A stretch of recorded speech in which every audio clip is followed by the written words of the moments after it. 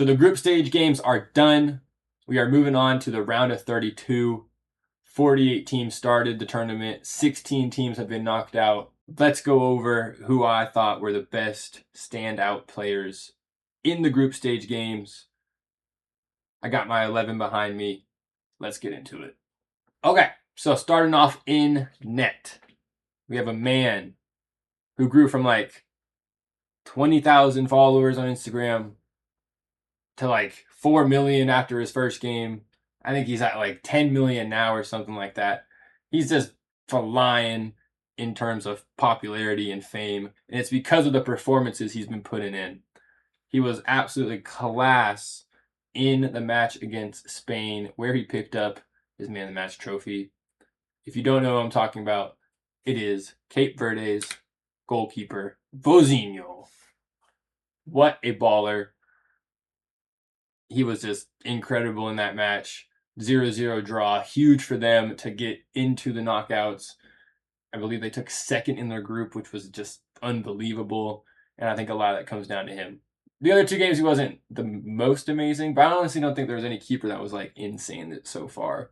Eloy Room from Curaçao also could have been here, but because Cape Verde went through, I gave it to Vozinho. That's my logic. Next, but not least, right back. Daniel Munoz. He's been incredible for Colombia so far. Probably one of the best attacking fullbacks out right now. So Daniel Munoz scored the winner against Congo, 1-0. Huge win for them in terms of topping the group. And then he scored in the 3-1 win for Colombia against Uzbekistan, where he actually got the ball rolling with the first goal of the game. So he's been class most of the tournament. Hasn't actually played a whole lot. They've been rotating pretty well at Colombia. But I think he's going to be huge in the knockouts going forward for him, especially in this game against Ghana, where he's going to have to lock up Semenyo as well. Moving on. First center back. Aymeric Laporte. Spain was one of, I believe, 2 teams that were yet to concede at the World Cup. And I think a big reason for that is this man right here. Him in the partnership with Kubarsi have been rock solid at the back. I think Laporte is a little bit better on the ball, so that's why he gets in the team. But yeah, he's just been incredible back there. No goals conceded in 3 games. Huge for them. I believe Mexico was the other team that didn't concede. But he's just been putting out stellar performances all tournament. Every single one pretty much hitting above a 7.5 on FOTMob. Class. Just class. Next, center back. Jean-Paul Van Hecke. The man next to him in that picture is Virgil van Dijk, which it also could have been. But I gave it to Van Hecke mostly because of this picture right here. What a warrior this man is. Bleeding from his skull, goes down, gets back up, and wins a header again. Not even fazed by anything. Obviously, this is from the knockout game, so I am filming this a little bit after the group stage has happened. My bad. But anyways, I think he's been class. I know they're out now, so that sucks for them. But he was good this tournament, in my opinion. And he got the big move to Spurs now, so obviously people are recognizing that he's decent. He's a baller, so cool for him. He's also huge. I mean, freaking massive center back. Why would you not want him? Left back, Nuno Mendes. I mean, I can't even everyone knows who this guy is. He's one of the best left backs in the world right now. Arguably the best left back in the world. Scored the beautiful free kick that Ronaldo let him take. Everyone thought Ronaldo was taking that. He sneaks it into the bottom left corner. Keeper's side. Really nice free kick. And also, he's just been locking people up defensively too. So, shout out to Nuno. He's in my group stage team of the tournament. And I hope he continues to help the GOAT chase his first World Cup. We need him to get that trophy. Moving into the midfield. We got 3. I didn't choose 6, 8, 10. They're just all midfielders. They played in the midfield. That's all that matters. First up, Jude Bellingham. I believe this is from the picture where he was quoted that he didn't think he deserved the award. And actually, a Ghana player deserved it because they tied 0-0. Huge result for Ghana. pretty stinky result for England. And I would agree with him. But he ends up picking it up anyways. And I think he's also just been class this tournament. He had a shaky season at Real Madrid with injuries and such. And also just Real Madrid in general was a bit shaky. But he's been class the tournament. I think him and Harry Kane are the two people that England are relying on. And he's like, what, only like 23, 22 or something like that. He's going to have plenty more games in him. His career is just getting going, and he's already picking up man of the matches, playing like he is, winning the ball, cutting through defenders, cutting the lines. He's a baller, man. Moving on to the next midfielder, Bruno Guimaraes, however you pronounce it. I'm sorry, I don't know. I'm going to call him Bruno G. I believe he picked up 4 assists in the group stage games. The 2 against Scotland and 1 against Morocco, which ended up having them tie the Morocco game. Huge result for them in terms of trying to top the group. And yeah, he's just been class. I feel like Brazil kind of called up some of the older guys, which, it's been working so far, but it's a little weird. And he's like the youngest of the bunch, and he's at least doing his job and killing it. So shout out Bruno G. Last but not least, in the midfield, we have the one and only Granit Xhaka. He carried Switzerland, not carried, but captained Switzerland to top of the group.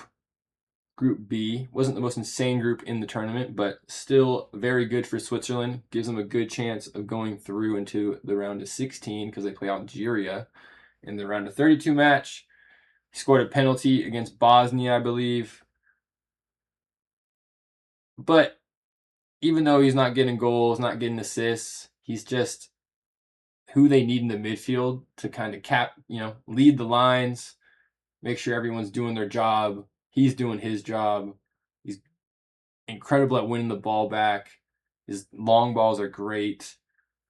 And he's just a good leader on the field. I mean, he was incredible for Sunderland this year too, and he's like a main reason why they did so well. So he's doing the same thing for Switzerland in the tournament now, and that's why he's in my team. Going on to the attackers, same type of thing for the midfielders. There's no like left wing, right wing striker. I just did all attackers. If they played attacking any position, they were eligible. But also, you guys can probably guess my front three. It's pretty obvious.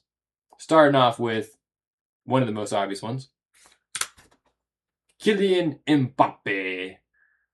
Man, I love watching Kylian play. He is just incredible. I know people have their like beef with him and stuff, but I think he's sick. And I think he's just a real human being footballer. So he's picked up I think 2 of the 3 man of the match awards and was just incredible in all 3 group stage games. He literally turns up to every World Cup since his first one at 2018, which is just crazy to me. He still has at least 2 more in him, if not 3, if we're lucky. Well, if he's lucky and he's still kicking at that point in time at a high level. But yeah, he's been class, leading or right behind Messi for the Golden Boot right now. Probably going to rival him for it. And now he's captain in France too. So he just took his leadership's on another level. He's performing at another level. Who's stopping that team? Who's stopping him? I want to know. You know who didn't stop him, but is still in my team? Erling Haaland. Decided to skip the game against France. Had some interesting comments about France saying they're going to win it all and, it didn't matter, blah, blah, blah. They're through in the turn or into the next round. Kind of weird mentality. It is what it is. But I knew that if Norway was going to play good this year at the tournament, he was going to have to be firing on all cylinders. And luckily for them, he is. Obviously, they got the incredible fans behind him, but I think he's just helping the fans, feel the energy, feel the environment and everything, because he's been performing at a top level. And I'm honestly really impressed with how Norway's doing this tournament. And I think most of it is due to him. So it's been awesome to see that he can do it both for club and country, because obviously the question was, can he do it at the country level? And now he's doing it. And last but not least, he's been mentioned already. He is leading the race right now for Golden Boot. 39 years old, Argentinian man, Lionel Messi. He's picked up the Man of the Match award, I believe, twice as well. Featured against Jordan, but only half the game. Or not even half. I think he played just 30 minutes or something like that. But he's absolutely killing it. 6 goals already through the group stage. And I just, he's still the star, man. He's still the star at 39. It makes no sense that a 39-year-old is able to compete with all these young bucks. And the fact that he's been doing it for 20 plus years now. It's just crazy. But it's also the greatest thing to watch. And the fact that we were born in this timeline is absolutely nuts. So that's my team. Let me know what you think. Obviously, plenty of good players at this tournament so far. Harry Kane could have been in there. Vinicius Jr. could have been in there. There's plenty of opportunities and eligible players to say, they made an impact and should be in the team of the group stage. But these are my selection. If you don't like them, I don't care. And let's just keep enjoying the World Cup. It's been nuts so far. I think everyone's hooked right now, and the knockout stages are just beginning, and these are so intense already. So I can't wait to keep watching. Subscribe, like, peace.